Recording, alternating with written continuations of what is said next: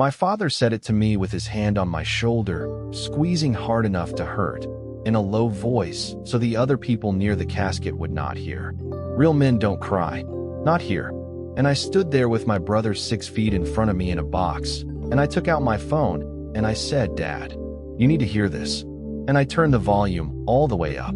I should back up, because if I just play you that part, it sounds like I did it to hurt him, and that is not how it was, even though part of me has wondered since. My name is Daniel. I am 34. My brother Michael was 38, 4 years older, and he had been gone 8 days when we buried him on a Tuesday in October that was too warm for the suits we were all wearing. I had not cried once in those 8 days. I want you to understand that I was not being strong. I was scared. I kept waiting for it to come, and it would not come. The not coming felt like something was broken in me, like a part that was supposed to work just sat there numb, and I did not know how to tell anyone that, least of all my father. We were not a family that talked about that kind of thing. We were a family that fixed the gutters and changed the oil and showed up when you needed help moving a couch. That was love. That was how love got said in our house. My dad, Robert, spent 40 years as a job site foreman, and he ran our family like a crew. You did the work. You did not complain about the work. And you did not, under any circumstances, fall apart where people could see you. He had a phrase for everything. Wipe your face. Pull it together. Be a man about it. I heard those the way other kids heard bedtime stories. I will give you one. When I was about 8, I came off my bike on the gravel by the mailbox and tore my knee open. Real blood, the kind that scares a kid more by the look of it than the hurt. I ran inside howling, and my father was at the kitchen table, and he did not jump up. He turned around in his chair and he looked at me, not mean, just level, and he said, "Are you dying?" And I said no through the crying, and he said, "Then you can stop that noise and let me see it." And he cleaned it and he taped it up at that table, careful, his big hands gentle on it. And the whole time he was telling me it was nothing. I would live. Men have walked off worse. He fixed my knee with real tenderness, and he taught me to be ashamed of crying about it, both in the same 5 minutes, with the same hands, and he did not see any contradiction in that, because for him there was not one. The love and the lesson were the same thing. That is the part that took me 30 years to understand. Michael was 11 when I was 8, and he had already learned the lesson all the way. He was the one who came up to my room after and sat on the end of my bed and did not say anything about the crying. He just looked at the bandage and said, "That's a good one. You'll have a scar. Scars are cool." He was already translating our Father for me, taking the hard thing and finding the part of it a kid could hold. He did that his whole life. He stood between Dad and me and softened it coming through. I never thought about what it cost him to be the one who absorbed it first. Let me tell you about Michael. Because if you only know him as the man in the box, you will not feel any of this the way I need you to feel it. Every Sunday at 10 in the morning, Michael called our mother. Every single Sunday. He started it when he went away to college, and he never stopped, not for 15 years. He called her from airports. He called her once from the side of a highway in Ohio with a flat tire, sitting on the guardrail, because it was 10 o'clock, and that was when you called Mom. I used to give him a hard time about it. I would say, "You know she has a phone too. She can call you." And he would shrug and say, "It makes her weak. Danny, it cost me 20 minutes. He never made a thing of it. I did not call her every Sunday. I called her when I remembered, which was less than I should admit. He carried that one for both of us and never once held it over me. That was Michael. He carried things and made it look like nothing. When my marriage came apart 4 years ago, Michael showed up at my apartment at 11 at night without me asking. I had called him earlier and said I was fine, in that voice that means the opposite of fine, and he heard it. And he drove an hour and a half and let himself in with the key I had given him for emergencies. He did not give me a speech. He sat on my terrible futon and he said, "You eaten?" And I said no, and he said okay. And he went and got us 2 sandwiches from the gas station because nothing else was open. And we ate gas station sandwiches at midnight and watched a baseball game neither of us cared about. He stayed 4 nights. He slept on that futon that was too short for him, and he went to his own job in wrinkled clothes. And he never once asked me to explain what happened or how I felt about it. He just refused to let me be alone in it. That was his way of asking. You eaten. That meant, I love you. I am scared for you. I am not leaving. He could be funny in a way that took the whole temperature of a room and lifted it. At the 4th of July barbecue, the last one, he had the whole family wrecked over a story about his boss getting his tie caught in a paper shredder during a conference call. He acted out all the parts. He did the boss's face. My mother was laughing so hard she had to put her plate down. My father was laughing too. That rare thing, my father with his head back actually laughing. And Michael caught my eye across the yard while everyone was still going. And he gave me this little look, this private look, like, got him, got Dad to laugh. Mission accomplished. Because making our father laugh was a thing you scored in our family. It was hard to do, and Michael was the only one who could do it on command. What I am telling you is that everybody loved Michael, and it was easy to love Michael, and Michael was the dependable one, the one who held it all up, and none of us, not one of us, ever once asked who was holding him up. There is one more thing about him I keep coming back to. About a year before we lost him, Michael and I drove up to fix the railing on our parents' back porch, because our dad's knees were not what they were, and he would have done it himself and hurt himself doing it. It was a 2-hour job that took us all afternoon because we kept getting it wrong. And at some point Michael was holding a board and I was driving the screws, and he said, kind of out of nowhere, "You doing okay, Danny? Really okay?" And I said, "Yeah, fine. Why?" And he said, "No reason, just checking." And we went back to the railing. I did not ask him back.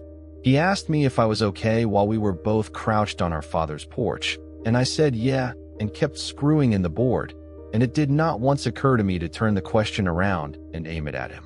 He was Michael. Michael did not need to be asked. We had all agreed on that without ever saying it, and he had agreed to it most of all. His wife, Rachel, told me later that he had been having a hard year. Trouble at work he had not mentioned. Some nights he did not sleep. She said she had asked him a few times to talk to somebody, and he had said he was fine, he just needed to push through. And where do you think he learned that word? Push through. She did not say it like an accusation.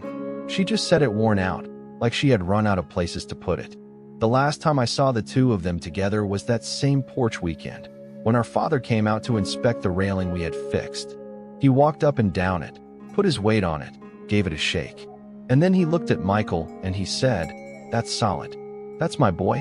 2 words, "That's my boy," and I watched my 37-year-old brother light up like he was 9. He tried to play it off. He said something like, "Well, I had a helper," and tipped his head at me, but I saw his face before he covered it. He still wanted that. After everything, after being the dependable one his whole life, a grunt of approval from our father over a porch railing still meant more to him than anything the rest of the world could hand him. And right after, when Dad had gone back inside, Michael sat down on the top step and just stayed there a minute, looking out at the yard, and his face when he thought nobody was watching was the most worn out I had ever seen a person look. I asked him if he wanted a beer, and he said yeah, and the face was gone by the time I came back with it. I did not think about it again until much later. He spent his whole life chasing a "that's my boy" from a man who could barely say it, and the chase had been quietly emptying him out for years, and the only one who could not see it was the man he was chasing. The funeral was my father's operation from the start. He picked the funeral home. He picked the time. He told everybody where to stand. He needed it to be a job, I think. If it was a job, he could do it without feeling it. He had my mother on his arm, and he kept her moving, kept her greeting people, and a couple of times when her face started to go, he would murmur something to her, and she would breathe and pull it back in. I watched him do it 3 or 4 times. I did not understand yet that he was not being cold. He was using everything he had to keep them both standing up, and the only tool he had ever been handed for that was "don't fall apart." So that was the tool he used, on her and on himself, and, in a few minutes, on me. My wife, Emily, stood next to me through the service. At one point she found my hand and held it, and she leaned in and said, real quiet, "You can let go, you know? Whatever wants to come, you can let it." And I nodded like I understood, but I did not know how. That numb part of me just sat there. People went up and said things about Michael, and I heard about half of it. Somebody from his office talked about what a steady guy he was, how you could always count on him, And I remember thinking, yeah, that is what we all did. We counted on him. We counted on him until. There was a moment before the casket part that I keep. My dad was working the room, doing his job of keeping everyone upright, and he came down our row and stopped at me and looked at my face for a second. Whatever he saw there, he did not like it. He said, "Lo, you holding up?" And I said I was. And he gave me a short nod.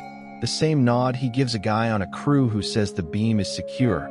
The nod that means good, because I do not have time to check it myself. He was counting on me to be holding up the way he had always counted on Michael to be holding up, and I gave him the answer that kept the crew moving, and the whole time the pressure in my chest kept pushing up against my ribs looking for a way out. Rachel sat in the front row with her parents. She was wrecked in the quiet way, the way where you have already cried so much there is not much left, and you just sort of sit in it. At one point she turned around and found my face in the crowd, and she gave me this look, and I did not understand it then. I understood it later. She knew about the voicemail, not what was on it. She had not heard it, but Michael had told her, the morning after he left it, that he had called me late and said some things he felt dumb about, and that I had not called him back. She knew it existed, and she knew I had not listened to it, because I had told her so myself. At the wake, when she asked if Michael had said anything to me that last week, and I had to admit there was a message I could not make myself open. So when she turned around and looked at me in that service, she was the only person in the room who knew there was a version of Michael none of us had heard yet, sitting on my phone, 4 feet from his own casket. The casket was open at the front. I had been avoiding the front of the room the whole time, the way you avoid a hot stove without thinking about it. But near the end, people started going up to stand by him for a moment, and my mother went, and then she sort of folded, and my father caught her, and I went up because I could not let her be the only one of us up there. And I looked at my brother. He did not look like himself. They never do. People had told me that, but it is a different thing to see it. He looked like a careful drawing of Michael done by someone who had only had him described to them. His hands were folded in a way his hands never folded in life. And standing there looking at those wrong, still hands, the grief that had been stuck in me for 8 days finally moved. My eyes went hot. My throat closed up. It was coming, finally, the cry Emily said I should let come, and I was almost grateful for it even as it terrified me. That is when my father's hand came down on my shoulder, and he squeezed, and he said it. Real men don't cry. Not here. And something in me that had been bending for 8 days quietly snapped. Because I remembered the phone. 3 nights before we lost Michael, my phone rang at almost midnight, and the screen said Michael. And I was lying in bed, already half asleep, and I looked at it. I want to be clear about this part, because I have had to be clear about it with myself 100 times. I did not miss the call. I saw it.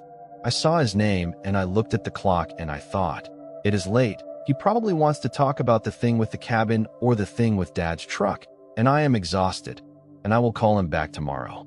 I let it ring. He called again. Twice more, back to back, the way you do when it matters.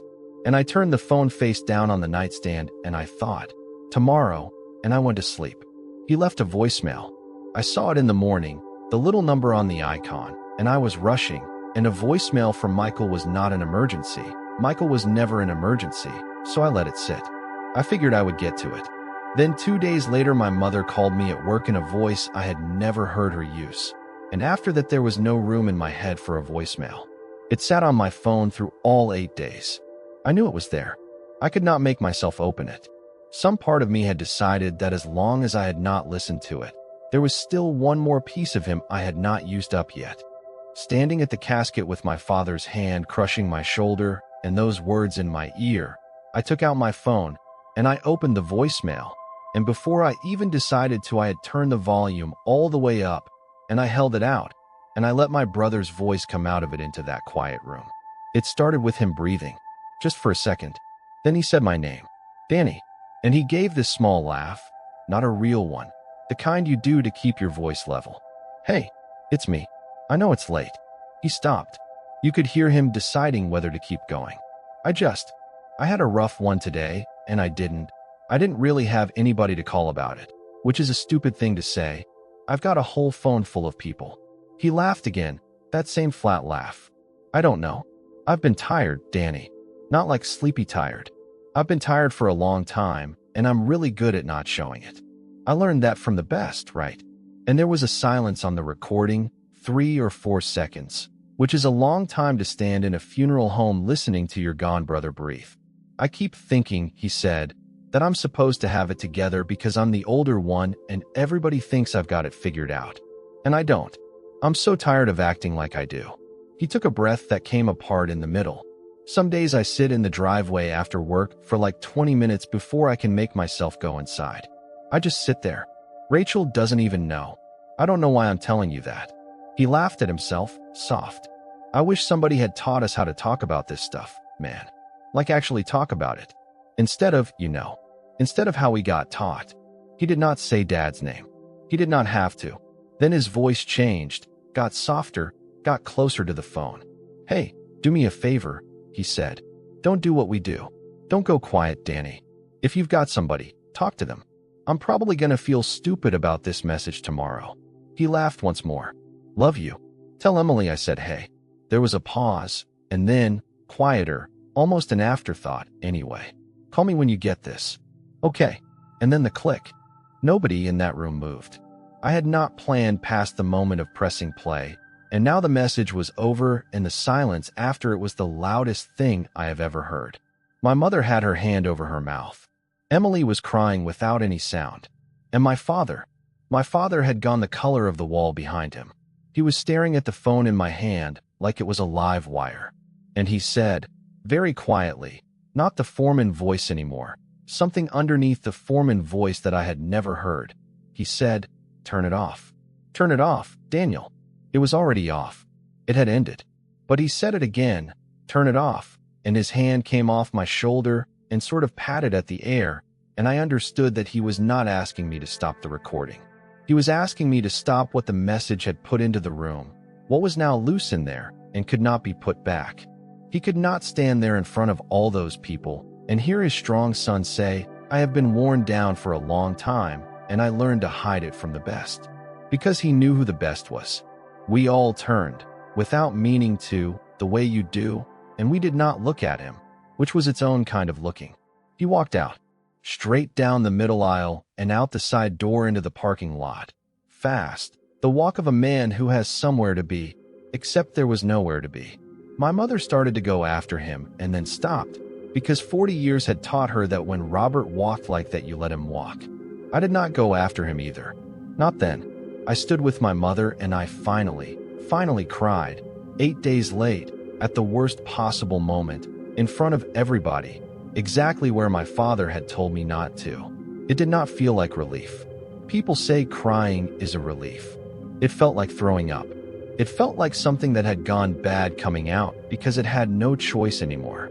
That night, after, I did a thing I should not have done. I sat in my car in my parents' driveway, and I opened my call history and I scrolled down to that night, the night he called, because some sick part of me needed to look at it. 3 missed calls. Michael, Michael, Michael, and the times next to them.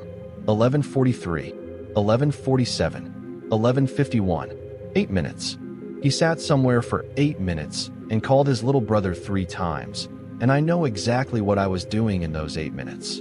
I was lying in a warm bed deciding he could wait until tomorrow. I have looked at those 3 timestamps more times than I will admit. I do not know what I am looking for. They never say anything different. We got through the rest of it. You always get through it. There were sandwiches at my parents' house afterward, because that is what there is, and people stood around in the living room I grew up in and said the things people say, and my father was not there for most of it. He was out in the garage. I could see the light on through the kitchen window. Nobody went out. Rachel found me in the hallway by the coats while all that was going on. She had her own coat half on, getting ready to leave. She could not do the standing around part. She put her hand on my arm and she said, "Thank you." And I said, "For what?" Because I could not imagine what I had done that anyone would thank me for on that day. And she said, "For playing it. For making them hear him." She had to stop and steady herself. "He spent his whole life in this family being the one who was fine," she said. "At least now they know he wasn't. At least now it's not a secret he has to keep by himself anymore." And then she said the thing that has stayed with me. She said, "I just wish he hadn't had to be gone for it to stop being a secret." And she squeezed my arm and she left, because she could not say any more than that, and I did not blame her. It was my mother who told me about my father's brother. We were in the kitchen washing the platters because she needed her hands to be doing something, and out of nowhere, with her arms in the soapy water, she said, "Your father had a brother." And I said, "I know, Uncle Pete, he passed before I was born." And she said, "He was 19. Your father was 22. And there was something in how she said it that made me put down the towel. She told me that Pete drowned the summer after my father got back from the service, that my father had been the one to identify him, and that at the funeral, my grandfather, a man I never met and have only seen in 2 photographs, both of which he is not smiling in, had stood next to my 22-year-old father and watched him start to break down. And he had said to him, not unkindly, she told me, that was the strange part, he meant it as a gift, the only gift the old man had to give. He had said, "Your mother cannot take it if you go too, so you do not get to. You be the one who holds." And my father had nodded, and he had not cried at his brother's funeral, and as far as my mother knew, in 41 years, he had not cried about Pete since. Not once. He had taken that instruction at 22, and he had carried it like a stone in his pocket every day of his life. And when his own sons came along, he had handed the same instruction down to each of us, because he thought that was what a father was supposed to do. He thought he was making us strong enough to survive losing each other. I sat with that for a long time. It did not fix anything. Knowing why a man is the way he is does not undo 34 years of being on the other side of it. But it moved something. I had spent my whole life thinking my father was hard because he did not feel things. And it turned out he was hard because he felt them so much that one good cry at 19 years old had scared him out of ever doing it again. I went out to the garage. He was sitting on the stool by Michael's old workbench. After Michael bought his house, my father had let him keep his tools in the garage, and they were still there, the pegboard with the outlines drawn around each wrench in my father's careful hand, so you would know where they went back. My father was just sitting there, not doing anything, which for him is almost impossible. His hands were on his knees. He did not look up when I came in. I did not know how to start, so I started wrong. I said, "Dad, that message, I wasn't trying to." And he said, "I know." Quick, to stop me. "I know you weren't." He still did not look up. I stood there. I said, "He was worn out, Dad." He said it himself. He was running on empty, and he didn't think he could tell anybody. He could have told me, my father said. And then he heard himself, heard what he had just said, the impossibility of it, and his jaw worked. Because of course Michael could not have told him. That was the whole thing. The one person Michael most needed to be able to say "I am tired" to was the one person who had spent 38 years teaching him that you do not say it. I said, "I don't think he could have, Dad." I said it as gently as I have ever said anything. He was quiet for a while.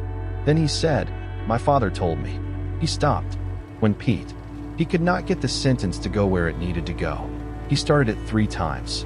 My father told me that I had to, that somebody had to hold the family up, and it had to be me, and that meant I didn't get to. And I thought, he pressed the back of his hand against his mouth. I thought I was doing right by you boys, teaching you to be steady, so nothing could knock you down. He looked at the pegboard, at the outlines of the tools that were not all there, because some of them were in Michael's house that we were going to have to clean out. I made it so my own son couldn't call me, he said. The last hard night of his life, and he had a phone full of people, and not one of them was me, because I made sure of it. I built that. I want to tell you that I went and put my arm around him right then. I did not. I did not know how. We did not do that, and 34 years does not come off in one night just because you understand it now. So I just stood there a few feet away, which was already closer than we usually stood, and I let him say it. He said, "Your mother cried for a week when we lost Pete." And I held her, and I never. He shook his head. I told myself one of us had to stay on our feet. He looked at his hands. "I have been on my feet for 41 years, Daniel. I am so tired. I am so tired." The same words. Michael's exact words on the phone, coming out of my father's mouth, and I do not think he even knew he was quoting his gone son, and I was not going to be the one to tell him. And then my father, who told me an hour earlier that real men do not cry, who had not cried since he was 22 years old, put his face in his hands in his son's empty garage, and he came apart. I am not going to describe it much. It is the most private thing I have ever seen, and some of it belongs only to him. It did not look like crying in a movie. It looked like something giving way that had been load-bearing for a very long time, and it was hard to watch, and it went on longer than I expected because 41 years is a lot to let out through one crack. I did the only thing I could think of, which was what Michael would have done. I did not tell him it was okay. It was not okay. I just went and sat on the floor next to the stool, my back against the workbench, close enough that my shoulder was against his leg, and I stayed there. I did not say anything. I just did not leave him alone in it. The way Michael taught me, on a too-short futon for years ago. You eaten. I'm not leaving. We were out there a long time. At some point my mother opened the kitchen door and looked out and saw us, and did not say anything, and closed it again, gave us the garage. The light stayed on. It has been a little over a year now. I would be lying if I told you my father is a different man. He is not. He still says pull it together when he is uncomfortable. He still would rather change my brakes than ask me how I am doing. He is still carrying what his father handed him. You do not put that down at 66 after carrying it since you were 22. Some things do not get fixed. They just get known, and being known is not nothing. But there are differences, small ones, the only kind that are real. He calls me now. Not often, and never about anything. He is terrible at it. He calls and we talk about the truck for 10 minutes, and then there is a silence, and he says, well, and I say, yeah. And that silence at the end where neither of us hangs up, that silence is the part that is actually the phone call. We both know it. That is him saying what he cannot say out loud. About 2 months after the funeral, he left me a voicemail.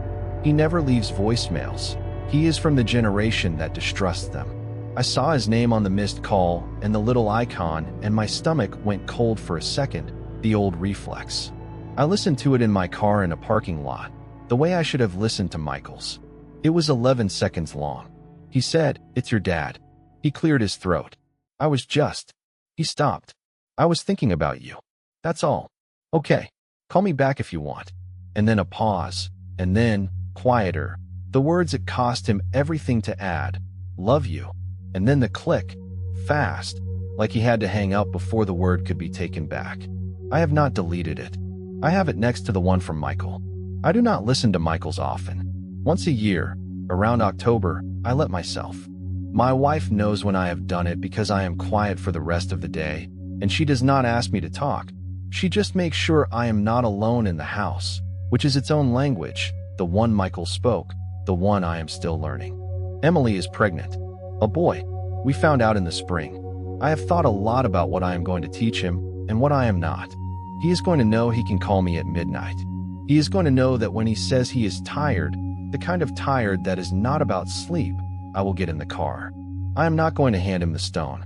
The stone stops here. We are naming him Michael. My father cried when we told him, right there at the kitchen table, openly, in front of my mother, and he let himself, and he did not wipe his face fast and pretend it was something in his eye. He just let it be on his face while he reached across the table and held my mother's hand. It was the second time in my life I ever saw him do it. I am hoping it will not be the last. I still wish I had answered the phone. That does not go away. 3 rings, 3 separate times, and I turned it face down.